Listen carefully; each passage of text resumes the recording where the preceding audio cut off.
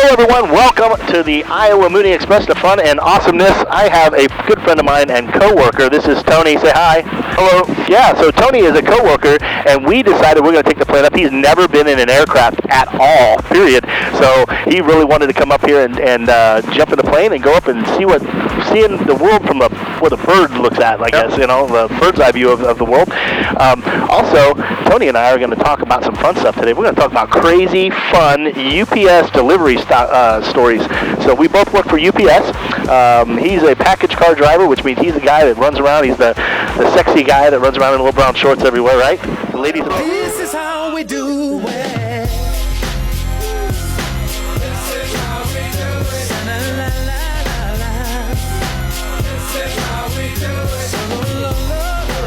Ladies, woo, right? A little bit. Yeah. So I am actually the feeder driver. So what I do is I sit in a cab all day and I just listen to the radio and drive from point A to point B and back to point A again. So I got the easy job. He's got the hard job.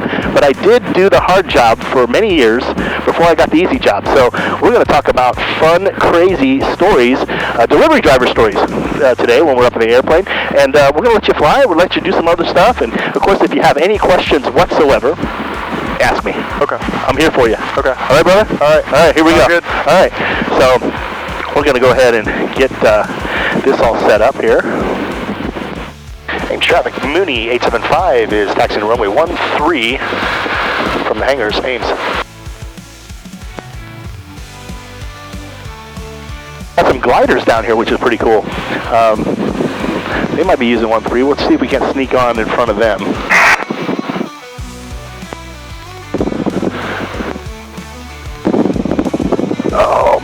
I told you it rides like a truck, right? Yeah. That's what you warned me. I did. So if you didn't have back problems before as a UPS driver, guess what? You're gonna have back problems now. All right. That's the way it works around here. Ames traffic, Skyhawk 329 Mike Echo is about 10 miles southwest, 4,000. We'll plan to be inbound left downwind for 1. Ames. Left downwind for runway 1.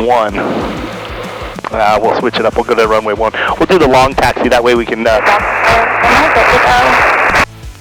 Yeah, go for it. So these are all rental aircrafts right here, all except for the end one. The end one is far too expensive, so they got the Archer and the Warriors here, and then that one right there is a Cirrus. That one actually has a parachute that comes out the top of it. Oh, wow. Yeah, if you have problems. Impressive looking. Yeah, that one is a really expensive aircraft, that one. Parachutes and all kinds of fancy... Looks fast just sitting there. It is, but the going thing is that Moonies are just as fast as those. The thing is that that's got fixed gear, mine's got retractable, so mine's much sleeker. But I burn less fuel than he does, but he's got a far more technically advanced aircraft than I do. And boy, they're nice. They're like luxury, like Cadillacs in the sky. Okay. They're all leather and perfect and wrap around the seats, and it's a bougie aircraft, let me tell you. That's what it is. So we're going to taxi all the way down to runway 1 and come back this way. All right? If we're going to go to Sac City. I've never been there, so we're going to go to that one. Okay? Does that work? Yep.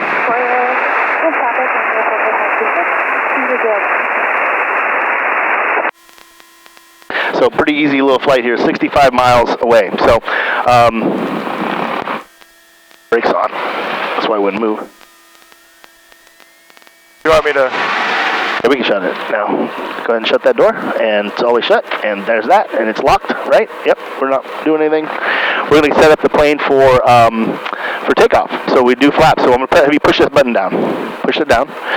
It's all the way down. Now pump that twice. No, not this one, this one. 1, 2. What you did is you put the flaps. Remember we put the flaps down? You put the flaps down to take off flaps. That's what we did there. Okay? So we're going to take... 71 Juliet, clear of runway 3113. All right, you ready to take off? I am. Okay, so on the takeoff, it might rock and roll a little bit. Don't worry about that. That's all normal. Okay. We're going to try to get up a little high, and when we get high, it gets... 46 X-ray is about 5 miles south of the field, passing over 3,000 feet to the west. Ames traffic. Okay, so he's that way. Basically, everything that we do in this aircraft is pretty safe. If we should have... Traffic, Legion Mike Echo, we are about miles west. We're heading south at about 3,000. Okay, so we're going to take off this way. If we should have an issue on the ground, I'll come to a stop. We'll exit the aircraft. You'll get out. I'll get out, and then we'll meet at the back of the plane. If we should take off and get off the ground after rotation, we'll put it in and have an issue. Then we'll put it back down on the ground because this runway is pretty long. We'll stop. We'll do the same thing. If we should get to 1,000 feet and we should have an issue, we're going to circle around, come back to this airport. Okay? Okay. And getting out of the aircraft. It's easy. Just unstick. Boom, boom. That's it. That's your safety briefing. Okay. Thank you. Pretty easy. Yeah. So you're good, right? I'm good. All right. You nervous? Just a little. A little nervous? Nothing to be nervous about. We're going to get up to about 70 miles an hour. The plane will take off. It might rock and roll a little bit, but when we get up in the sky, it'll be nice and smooth. Okay. When we get high. Okay. So there might be some thermals and stuff, so all right. No big deal. All right. Ames traffic Mooney 875 is departing runway 01 to the northwest. Ames.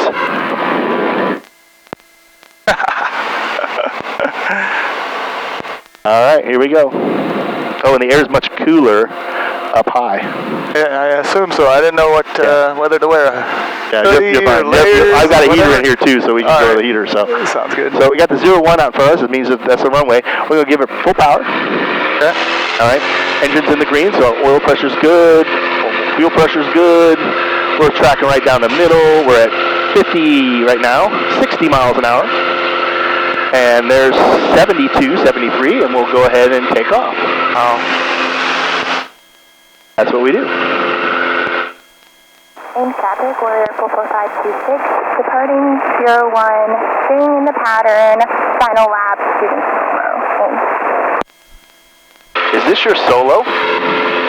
Yes, it is. Is it your first solo? Second.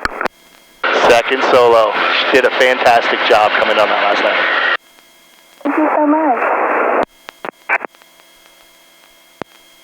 You just made the YouTube channel. Ames traffic Mooney 875 is turning left crosswind to the northwest. We're going to be departing to the northwest. Ames.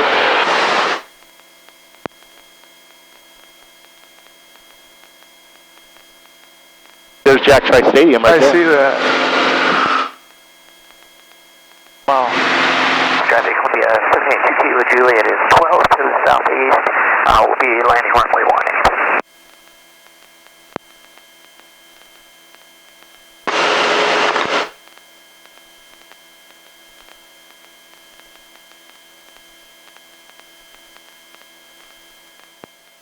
All right.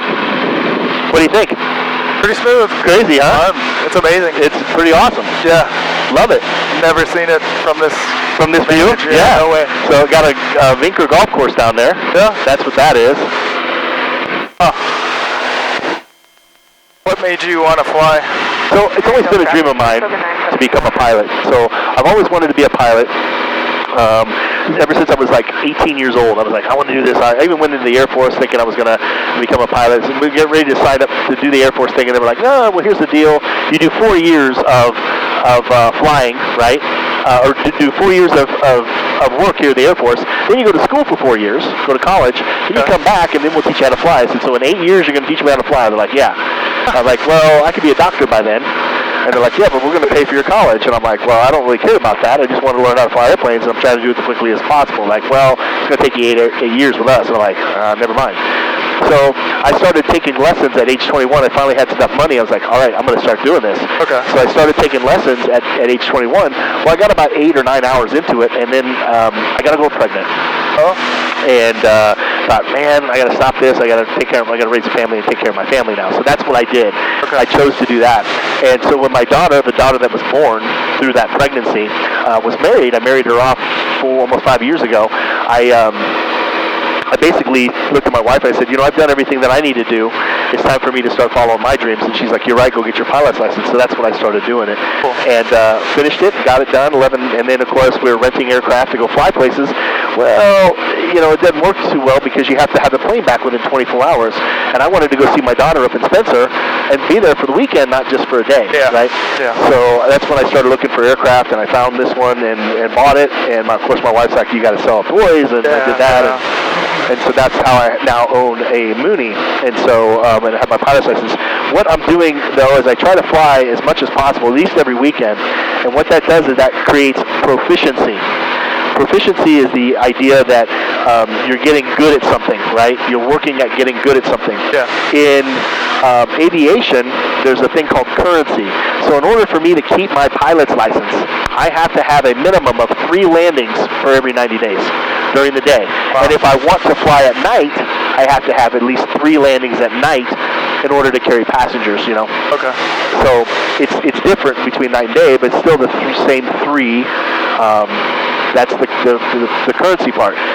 It's always better to land more than 3 times in the 90 days. You know, if you're proficient, you're landing a lot more than that. Today, we'll get 2 landings in, you know. So next weekend, I'll get 2 more landings in, or more, depending on where we go or what we do. Okay. So, but that's kind of what we're doing. I'm going to go ahead and level out. We're at 6,500, and we'll start letting this plane stretch its legs. And it'll get choppy. Because I think the thermals are pretty high up today. It's very low wind day today, so usually if there's wind pushing, it blows those thermals out. But because it's very still air, it's able to rise a lot more. Okay. So we're gonna have to just deal with some bumps. But these bumps are okay with you, right? So far. So far, you're not gonna puke on me. You get that little tickly feeling, you know? Yeah, you let me know. When you drop, you know? Yeah. That doesn't, like, I doubt I even ate breakfast this morning. Oh, perfect. That was probably good on you. Yeah. UPS stuff, I go long periods without eating. That's pretty much what we do. So we'll talk a little bit about our UPS fun, crazy stories. You want me to go first? You want to hear a crazy story about me? Okay. So there was a time when I was a package car driver, this many years ago, right? I was like 28 years old, and it was like 25 years ago, right? And I was delivering downtown Des Moines. This was on the east side of downtown Des Moines. And as I was delivering, I'm just going to pull the power back a little bit.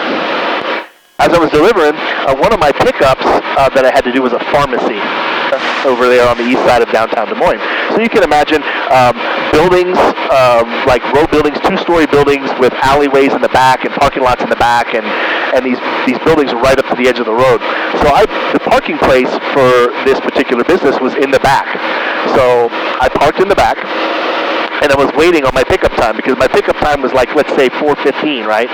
And I was a little early, so I was like, I'm not going to go in early because that's rude, 1, and 2, the company abides by timeliness, right?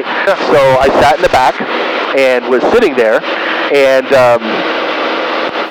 was sitting in my truck, just looking through my little computer that they call it a diad, looking through my diad and looking at what was next, and all of a sudden my truck lurched forward, boom, a little bit, and I'm like, what in the world was that? And I looked in my rear view mirror, it's on the side, and I saw this guy's car right up against the back of my bumper. And I'm like, oh man, this guy just ran into me, right? I'm parked behind this building, against the building, away from everything, not even in the travel lane, because the travel lane was next to me, and he runs into me. So I get out, I walk to the back and look, and sure enough, he's up against the back bumper. His front bumper's touching my little step bumper on the back of the package car. And I'm like, oh man, and he has the window rolled down. He's an old guy. Okay. And I walked up to him and I'm like, sir, did you just run into me? And he yells at me. Oh no. He's like, I tapped you. And I'm like, aggressive. I'm like, oh man. I said, sir, can I have you park? I gotta call this in. And he starts swearing at me, going nuts. And he opens up the door, right? This guy's like 80 years old. Opens up the door, takes the cane out from the passenger seat, and starts waving it in the air and yelling at me, I'm gonna kick your ass. Holy shit. Right? He's going nuts. Right? He's waving his cane at me. And I'm like, okay, this doesn't look good. I'm 28 years old, physically fit, right? I could totally whip this guy, even with a cane, right? And I have nothing to gain out of beating this man for wanting to fight me, right? And I'm like, sir, just calm down. I'm like, how do I diffuse this situation? So I'm like, sir, calm down. Please, just park over here. I'll call it in. I promise you nothing's going to happen. There's no damage to either one, but I got to call it in because it's an incident. And he's like, you guys think you can park anywhere? And I'm like, sir, I'm clearly parked against the building. This is the travel lane. I just need you to park, get out of the roadway before you get hurt.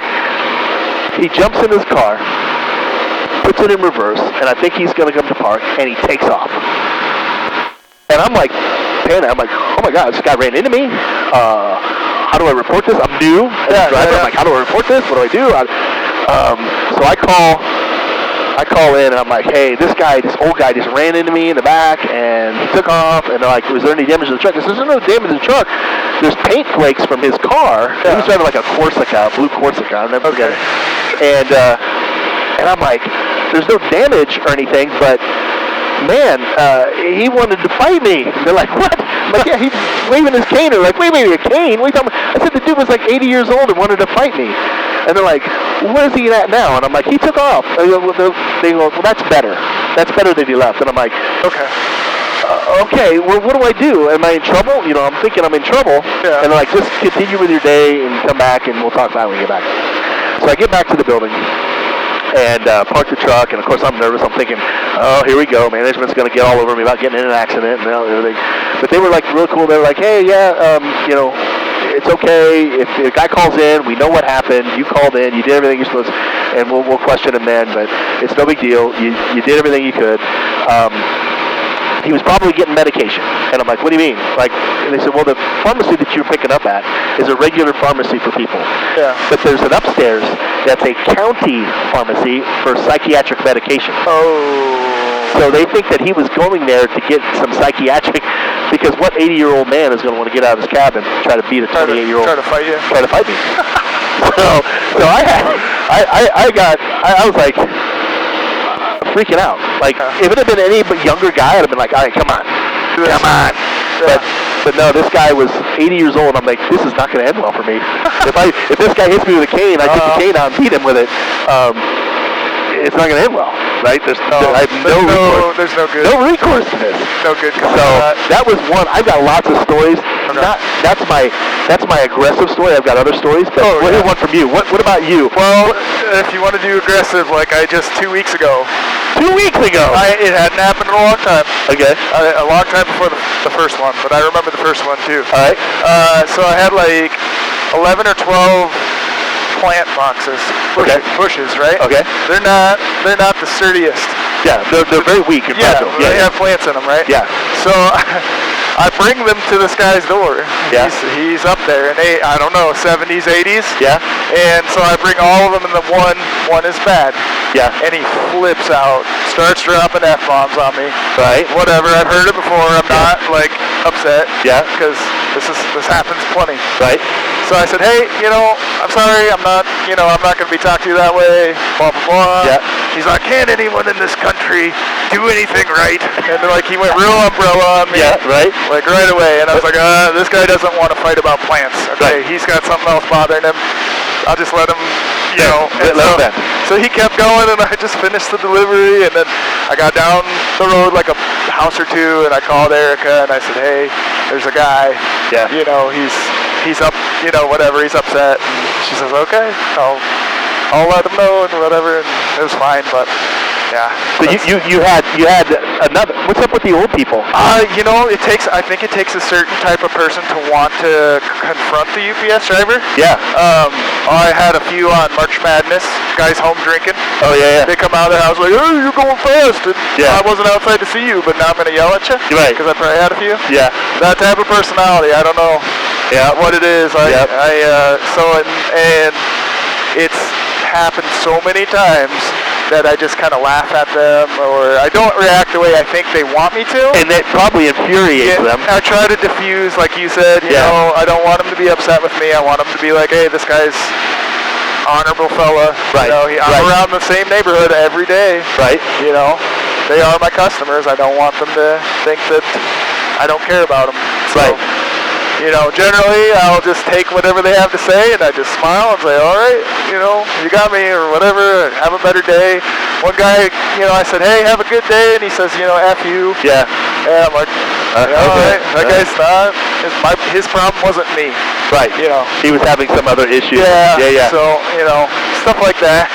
So I had a buddy of mine, another driver, he no longer works there, but he was delivering, and he was with another driver, right? They were tandeming it, right? And they were driven out in the country, and he had a long driveway to this big, beautiful home. And so he was an envelope.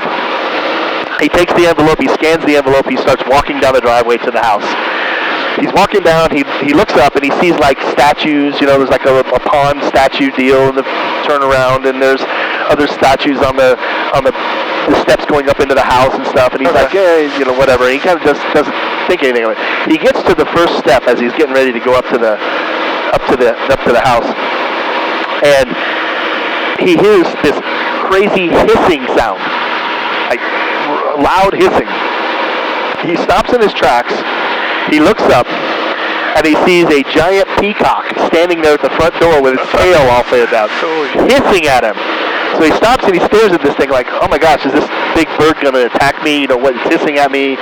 What's going on? He looks back at the truck, and the driver's sitting there staring at him and going, and he says, get the hell out of here! So my buddy wings the envelope past the bird up to the front door, and takes off running back. But he called me soon after that. He's like, dude, I just got attacked by a peacock. Like, he's telling me about the whole peacock story. And I was like, man, that is just crazy. I know. It's. I rode with one of the supervisors last Friday. Yeah. We're in a nice upscale neighborhood. Right. A goat runs out between the houses. A goat. And I'm like we're in Jamaica. I go, and I said to the supervisor, I said, yeah, I said, expect the unexpected, right? Yeah. I said, every day. I said, this neighborhood, I said, all the time. I have urban deer. I see we have turkeys that try and come after us sometimes. Yeah. Especially West Des Moines. Right. Yeah. Aggressive turkeys. Yep. Oh, that's too funny. Yeah. I'm always like, and I'm kind of a sucker. Like, if I see a cat, I'm like, oh, hey, what's up? You know, try to pet it. Yeah. You know, mostly they're like, no, I don't want anything to do with you. Right. You know, or we have constant dog interactions. Yeah, I've been bit by 3 dogs. I've got 2. You got 2 dog bites? Boxer. Okay. On the thigh. Yeah. And then I was in a farmhouse. I think it doubled as like an insurance agency. Okay. There's a golden retriever. I walk in, he's fine. Yeah. He's nice. And yeah. Most of those dogs don't bother me. Right. I go to leave, open the door to leave, he bites me on the ass. Just a little, you know. Yeah. Not enough to break skin. Yeah. But just enough to wake me up. Yeah. Like wow, what's going on? So I got bit. I got bit one time. I went to it was in Urbandale, and I walked up and there was this dog, and he was old. Man, he was old. He was probably 15 years old. He was like moving slow and everything else. And so when I started walking up to the front of the house, he gets off the porch and he starts coming down the steps really slow, like cautious. All right. And I'm like, oh, this thing's kind of sneaky slow. What's going on with it? Well, I ended up kind of slowing down myself, like, okay, I'm gonna pay attention to this dog. So I walk past it, and it doesn't even look at me. Just like, whatever, just go up and deliver your stuff. So when I've delivered the stuff, I come back, and this time he's standing there and he's looking at me on the side, and I'm like, well, maybe he's good. So I reach down and start petting its head, and it's just sitting there like, okay, yeah, you're petting me. And then all of a sudden, in a heartbeat, that dog probably moved faster as an 80-year-old dog than he ever did as a 10-year-old dog. But he hammered my hand. I'm like, oh, no. And drew blood. I'm like, oh, man.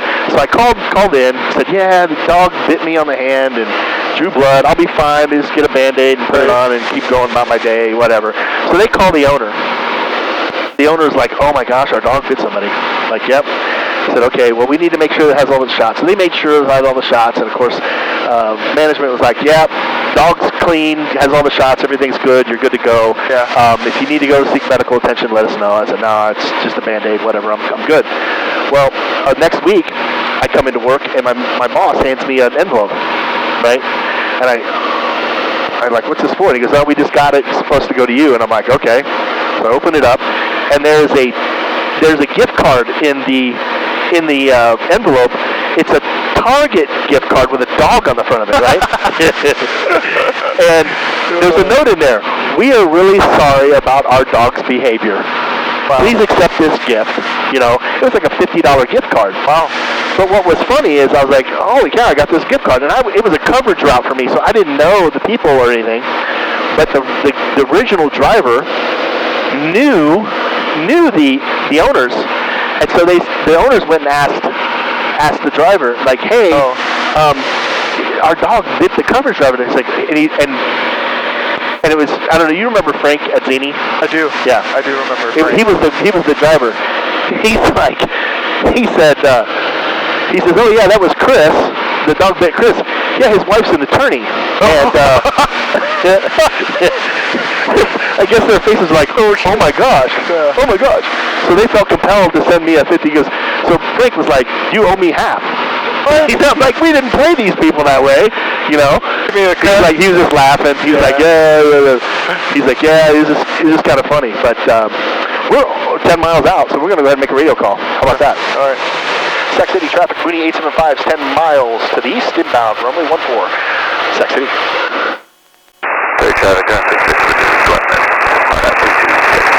I have no clue what that guy just said. 5 miles west. So yeah, we're going to have lots of traffic. Fremont traffic, Cardinal 36 Lima on a 3-mile left base 14, full stop, Fremont. Fremont. I don't know if that's Nebraska or Iowa or where. So, yeah, I see the airport's right out in front of us. I was going to say, I saw like a large... Yeah, there's a runway going this way and a runway going this way. Yeah, we're going to go ahead and land here. I've never been to Sac City, so this will be a first for me and a first for you. Yeah. In Sac City. And I knew that it was going to be real busy today with the weather being so awesome, you know? Yeah. So there's a lot of people up in the air and talking on the radios and stuff. So we got a couple stories out. I got a lot more stories, UPS driver stories from... Okay, I got one that I always like. Okay, I don't know. It's a little less than appropriate, but it's I always found I got a kick out of it. Okay. One day, I'm doing my pickups. I'm at the end of my pickups, and I get to this major intersection in the metro. It's like Urbandale, whatever. Yep. So I come up, I'm watching the light, whatever. All of a sudden I see across, there's a wreck right in front of me. You see what in front of you? A wreck. Somebody hits each other, right? Yeah. I'm like, what's going on? Why did somebody, why are they not paying attention? Yep. I look over to my right, and in the grass there's a semi-nude woman rolling around in the grass. Really? Yeah. A semi-nude woman. Yeah, she was completely topless. Wow. Not an attractive lady. Usually that's the way it works. But it's several times since that I have seen her in the area. I know who she is. I've seen her, So she frequents the area. Yeah. She's looking for a little sugar. There's a mall on my route, and I do see her at the mall quite a bit. Okay. So, and I know who that was. And she caused a wreck. I thought that was something, Yeah. So. Well. That's too funny. My wife caused a wreck once. She was a nude. She was just running, right? She's an Ironman triathlete, so she drove the Ironmans and stuff. So she was training for an Ironman at the time, and she was just jogging, and she was going along, and some guy was like gawking at her, and he rear-ended another car, and so my wife was freaking out. She's like, oh my gosh, are they good? She ran over to see if everybody's okay, and the guy was like, man, he goes, I was too busy looking at you running, and I shouldn't have been paying. She's like, oh, she didn't know whether to be flattered or... Karma. Yeah, she's like, I don't know what's going on, but too funny. That's and I told my wife, I was like, you're just a little dirty little runner. Yeah. You're out there shaking your butt, teasing the guys. Yeah. So, but I'll never forget that. She caused an accident. I'm like, never let her live that one down. So, we're gonna let these guys know what we're doing. Sac City traffic, Mooney 875 is crossing midfield. Gonna enter left downwind for runway 18, Sac City.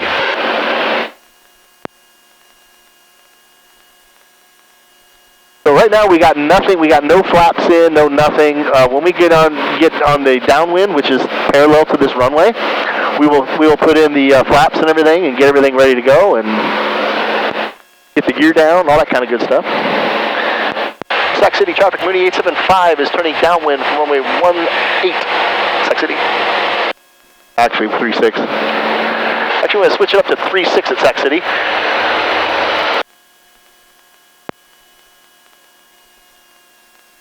All right, so we're going to go ahead and slow her down. We got her down to 100 miles an hour, so we're good there. We're going to go ahead and lower the gear. Green light's on. Okay, booster pump, carb heat. Gas is on full tank. Mixture is full rich. Pops full forward. And we will go ahead and give ourselves some flaps. 1, 2. We're good. All right.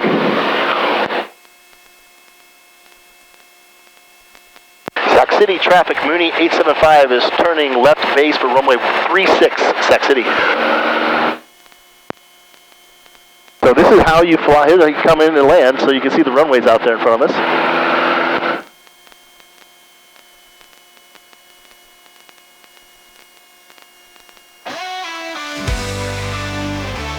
Sac City traffic, Mooney 875 is on final for runway 36, Sac City. And I overshot the runway a little bit. That's okay. We'll come back into it.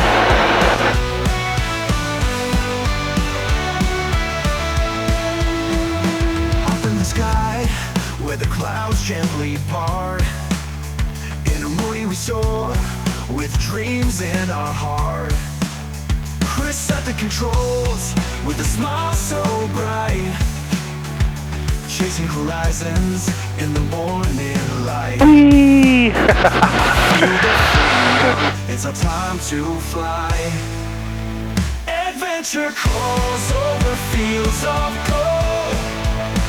With every turn, Smooth like butter. Wow. Bump, bump, bump, bump, bump. It's the truck driving. Yeah. So we're going to take off going the opposite direction on the way back. Every runway is a little different. Some are a little bumpier than others, and you know, obviously this one's Land on dirt sometimes? I haven't done the dirt thing or the grass stuff yet. Okay. But there's hope that I'll do that stuff. I bet you will. Yeah. Yeah. So you can crack the door and get some air if you want. Nice. Yeah, kind of kills the heat a little bit. So we just went 66 miles in a matter of like 25 minutes. So what's your, like, I guess you use two different like nautical? Yeah, so there's nautical miles is how we do a lot of stuff, so everything's in knots, right? And so we do nautical miles. We're going to go ahead and go up here. We're going to turn the airplane off and go in there and see what the airport FBO looks like, if there is an FBO. But this is a relatively small airport. Kind of looks like a guy's house. It does, right? You know. Sac City traffic, Mooney 875 is cleared runway 36, headed to the ramp, Sac City.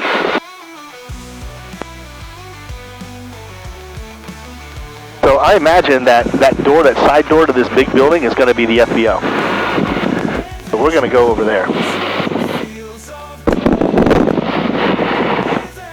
I love the rolling hills though, pretty cool. Yeah. All right, we'll go ahead and turn the cameras off too. We made it here. And the way we kill the engine is we ramp this up and then we pull the mixture back. So that starves the engine of fuel. All right, we're on the ground in Sac City. Let's go check out the FBO. All right? All right, bye. Bye.